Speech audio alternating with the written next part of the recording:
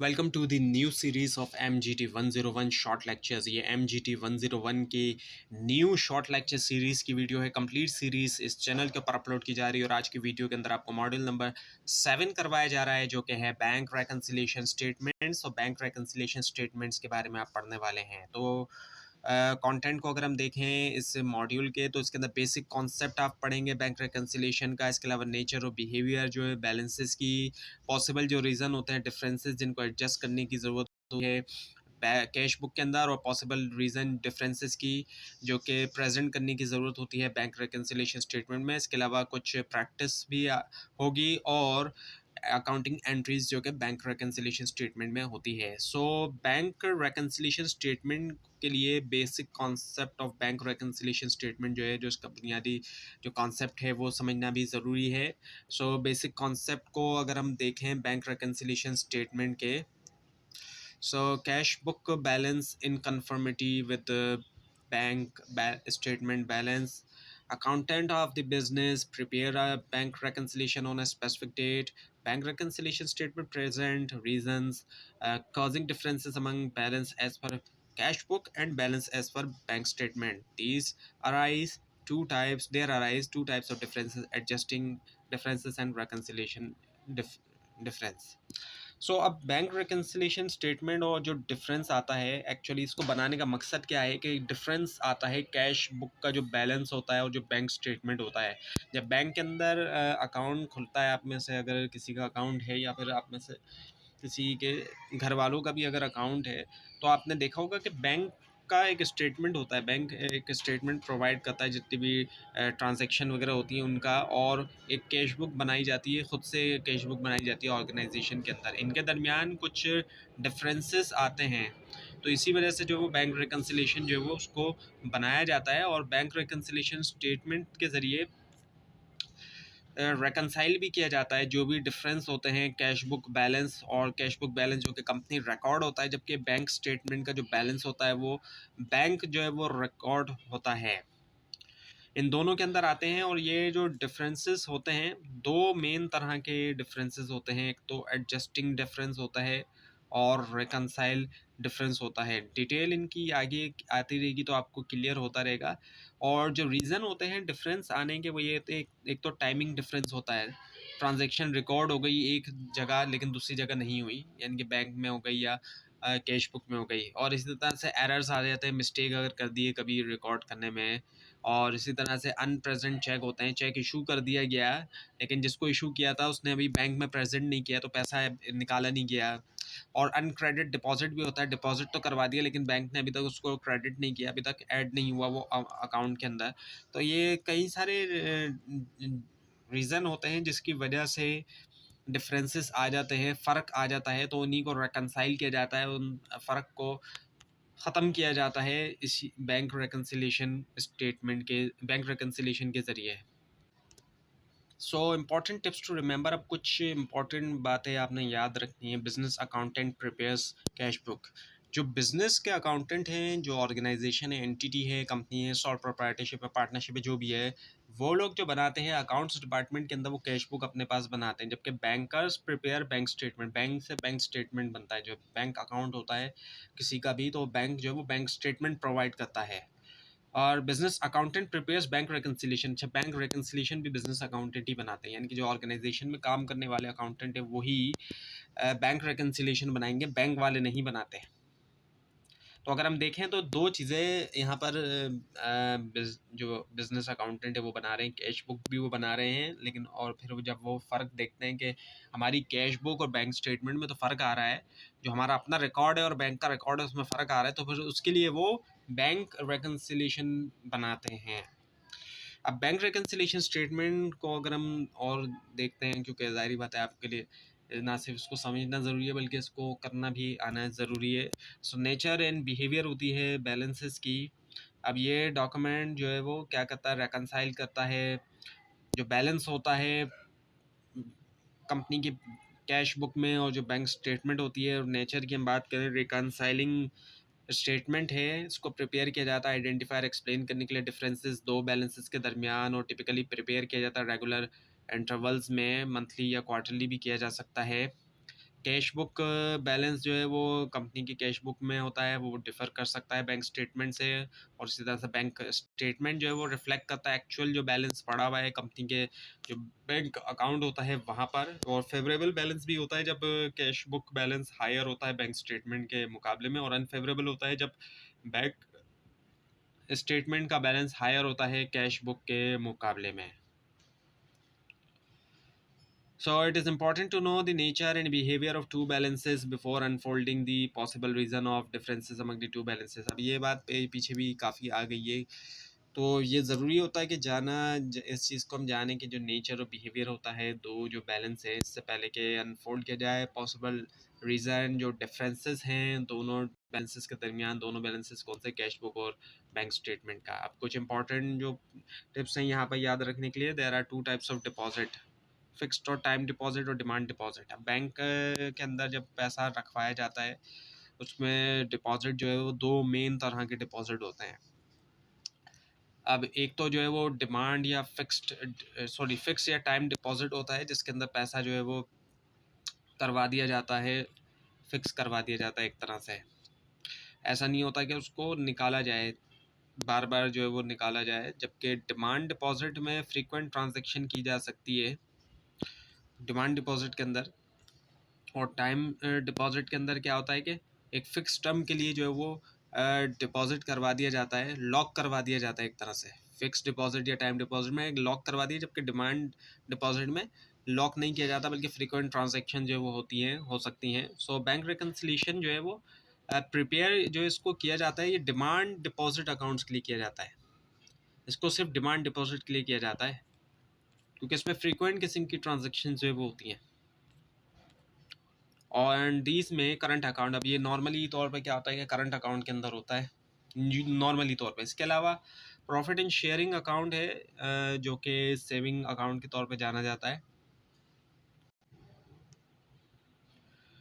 So transaction take place frequently in demand deposit account, जैसे कि आपको बताया गया है कि फ्रिक्वेंटली जो है वो ट्रांजेक्शन होती है। जो डिमांड डिपॉजिट अकाउंट होता है उसके अंदर फिक्स नहीं होता। And further deposit and withdrawal are not made in time deposit till it maturity. जबकि टाइम डिपॉजिट के अंदर हम देखें तो एक जो हमने फिक्स करवाया हुआ है उसके अलावा डिपॉजिट और विड्रॉल नहीं किए जाते एक मेच्योरिटी डेट जो होती है उसकी, उससे पहले। सो पॉसिबल रीजंस होते हैं डिफरेंसेस के, दोस्त need adjustment in cash book, जिनको ज़रूरत होती है एडजस्टमेंट की कैश बुक के अंदर। और वो ये है कि जैसे कि चेक इशू हुआ लेकिन प्रेजेंट नहीं किया गया पेमेंट के लिए, चेक डिपॉजिट हुआ लेकिन कलेक्ट नहीं हुआ, बैंक ने कुछ चार्जेस भी बैंक कभी कभी काट लेता है और हमें पता नहीं चलता, बाद में पता चलता है स्टेटमेंट देखने के बाद। इसके अलावा ओवरड्राफ्ट अगर कर लिया है तो उस पर इंटरेस्ट चार्ज हो गया है, यानी कि जितना बैलेंस था, जितना पैसे थे बैंक के अंदर उससे ज़्यादा पैसे निकाल लिए तो उस पर भी इंटरेस्ट चार्ज कर लेता है बैंक। डायरेक्ट डेबिट करवा दिया किसी ने, हमें बाद में पता चला। और एरर्स आ जाते हैं कैश बुक में, और भी कई सारे एरर्स हो सकते हैं। डिसऑनर चेक भी होते हैं, चेक डिपॉजिट करवाया लेकिन वो डिसऑनर हो गया क्योंकि इनसफिशेंट फंड्स की वजह से। सो अब अगर हम देखें पॉसिबल रीजंस ऑफ डिफरेंसेस में, तो एडजस्टिंग आइटम्स जो होते हैं, ये आइटम्स होते हैं जिनको ज़रूरी होती है एडजस्ट होना कैश बुक के अंदर। जैसे कि बैंक चार्जेस हो गया, इंटरेस्ट हो गया ओवरड्राफ्ट पे, डायरेक्ट डेबिट हो गया।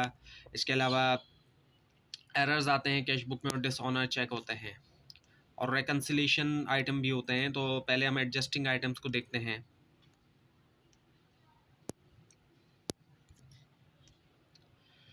सो इसमें दोस्त need adjustment in cash book. अब ये ऐसे हैं जिनको कैश बुक में एडजस्टमेंट की ज़रूरत है, और ये कि not yet recorded in cash book, cash book में जो है ये रिकॉर्ड नहीं हुए। तो एडजस्टमेंट की ज़रूरत होती है कैश बुक में ताकि एक्यूरेट रिकन्सिलिएशन की जा सके बैंक स्टेटमेंट के साथ।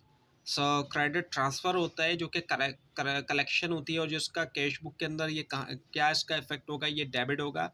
ये होता है कि पैसा जो कि रिसीव किया गया क्रेडिट ट्रांजैक्शन के ज़रिए, इसको ज़रूरी होता है कि ऐड किया जाए, डेबिट किया जाए कैश बुक के अंदर। इसके अलावा डायरेक्ट डेबिट्स होते हैं, पेमेंट जो कि की गई डायरेक्ट डेबिट के ज़रिए, ज़रूरी होता है कि इसको सब्ट्रैक्ट कर दिया जाएगा, माइनस किया जाएगा, यानी कि क्रेडिट कर दिया जाएगा कैश बुक के अंदर। और इसके अलावा स्टैंडिंग ऑर्डर्स होते हैं, यानी कि जो पेमेंट्स होती हैं इनको क्रेडिट किया जाता है। ये पेमेंट रेगुलर पेमेंट होती है, स्टैंडिंग ऑर्डर्स के ज़रिए इनको माइनस किया जाएगा, क्रेडिट किया जाएगा कैश बुक के अंदर। बैंक चार्जेस जो बैंक ने डिडक्शन किए, चार्जेस काटे।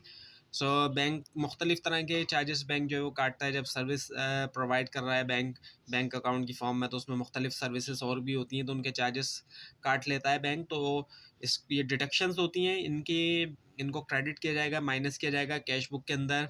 इसके अलावा इंटरेस्ट जो होता है ओवरड्रॉन के ऊपर,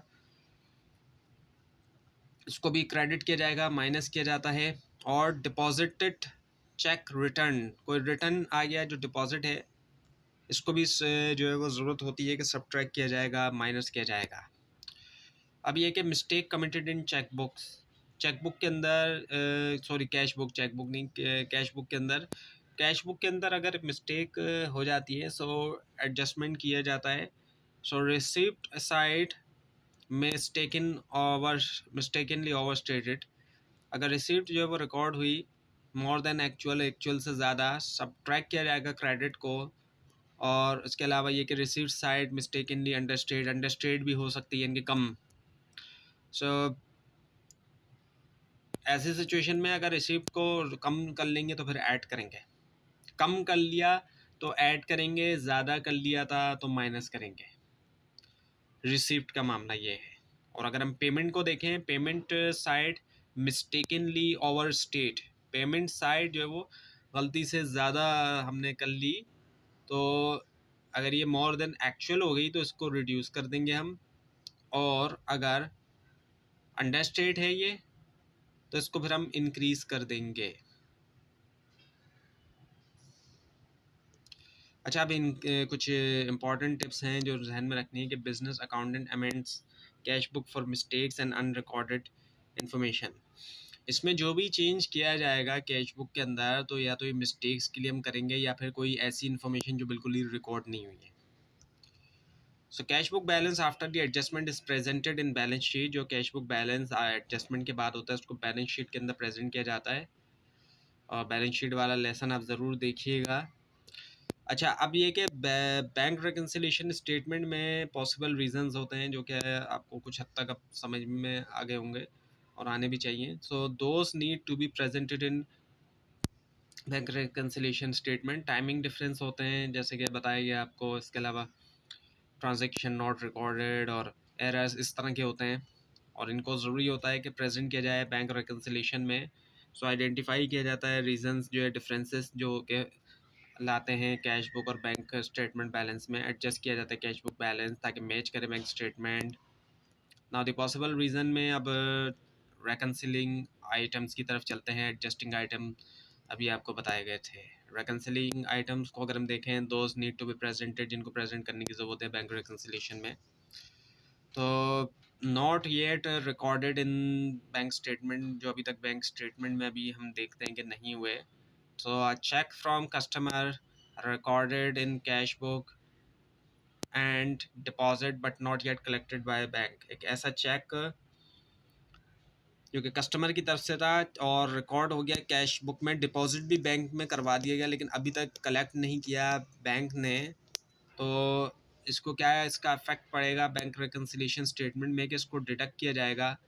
हम कम करेंगे, जो बैंक स्टेटमेंट बैलेंस है उससे हम इसको कम कर देंगे, क्योंकि अभी तक बैंक ने इसको कलेक्ट नहीं किया है। यानी कि जो डिपॉजिट का अमाउंट है अभी तक बैंक में ये हमारे शो नहीं हुआ है, अभी तक बैंक ने इसको कलेक्ट नहीं किया जो डिपॉजिट का अमाउंट है अभी तक, तो इसी वजह से इसको कम करना पड़ेगा, क्योंकि अभी तक ये बैंक में शो नहीं हो रहा है ये इसका डिपॉजिट अमाउंट, इस वजह से।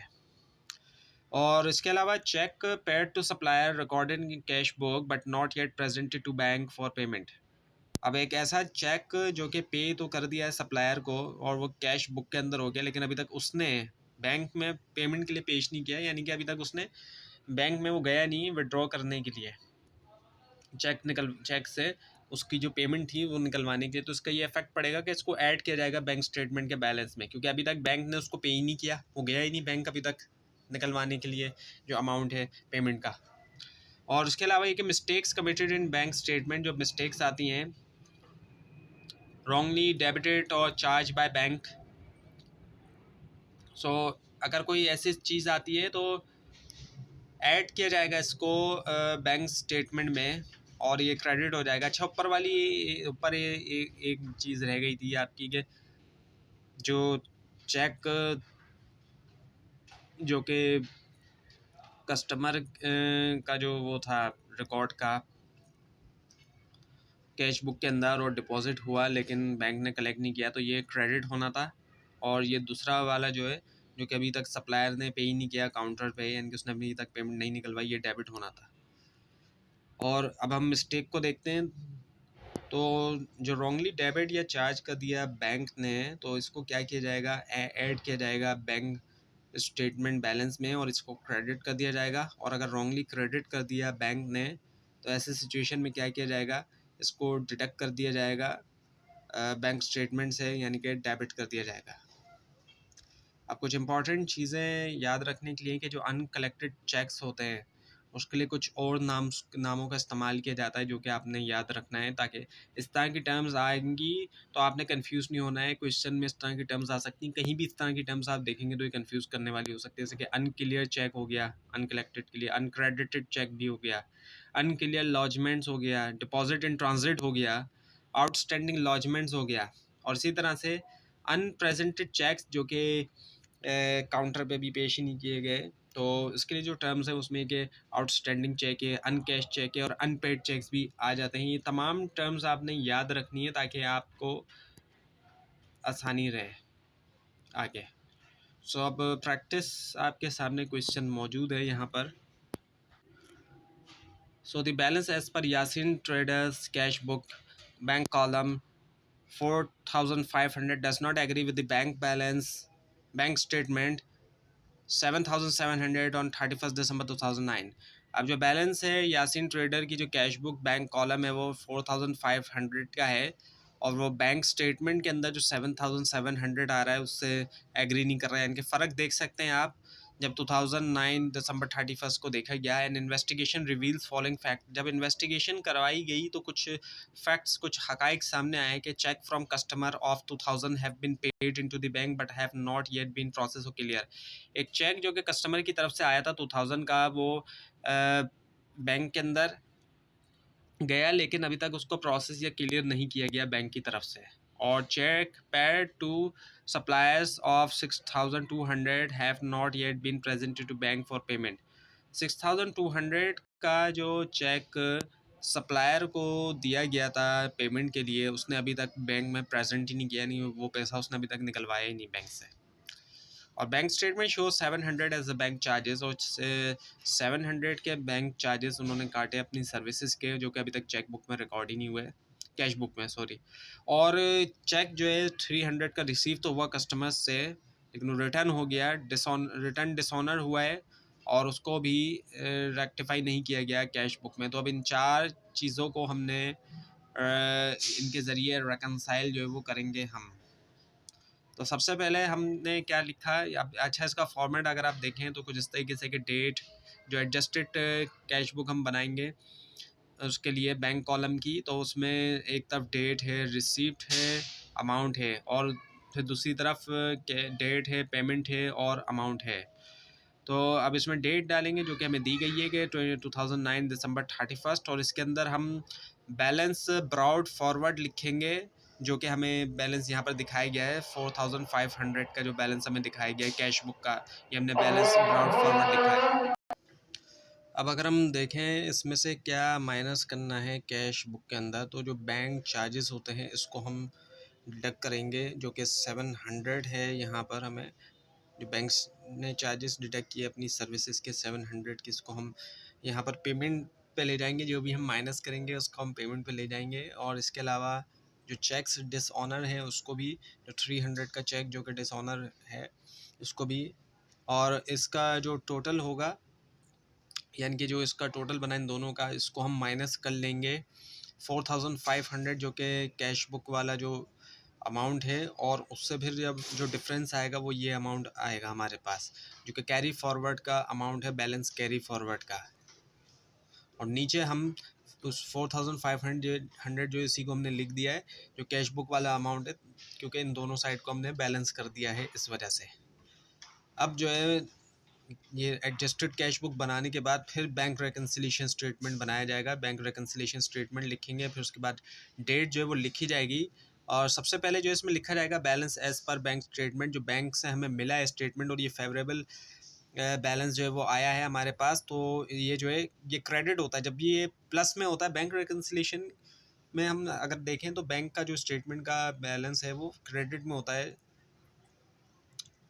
जो प्लस में होता है। तो अब ये जो है वो 7,700 हमारे पास मौजूद है। इसमें से हमने क्या करना है कि अनकलेक्टेड जो चेक्स हैं उसको हम क्रेडिट करेंगे और उसको हम ऐड करेंगे, जो कि 2000 का अमाउंट है, जो कि यहाँ पर है।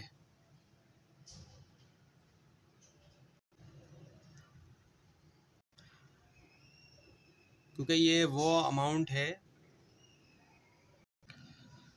डिपॉजिट हो गया लेकिन जो है वो अभी तक क्लियर नहीं हुआ बैंक की तरफ से, और अनप्रेजेंटेड चेक्स हैं जो कि 6200 का अमाउंट है, जो कि पे किया गया था सप्लायर को, और अभी तक ये सप्लायर ने इसको बैंक के अंदर प्रेजेंट नहीं किया, इनकी अभी तक पेमेंट नहीं निकलवाई, जो कि 6200 का है।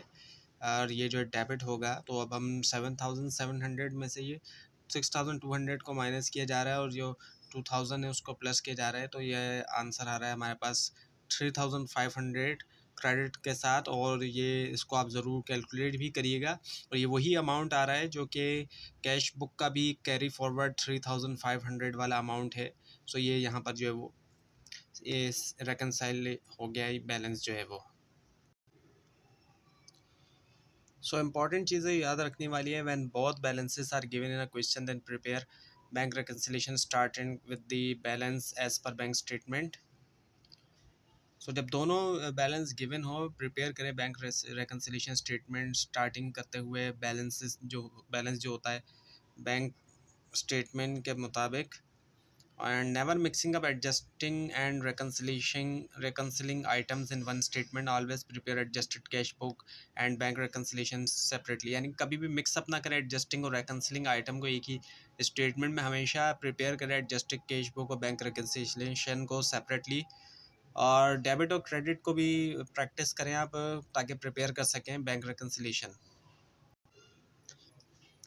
तो अब ये क्या है, इम्पॉर्टेंट टिप्स में कुछ और ये है कि items appearing in debit side of cash book should appear in the credit side of bank statement vice versa. यानी कि ये उल्टा है कैश बुक और बैंक स्टेटमेंट का मामला, के जो आइटम्स आ रहे हैं डेबिट साइड में कैश बुक में, उनको क्रेडिट साइड पर आना चाहिए बैंक स्टेटमेंट के। और अकाउंटिंग एंट्री जो है वो पास की जाती है हर एडजस्टिंग आइटम के लिए, और वो भी आपको करवाई जाएगी आगे।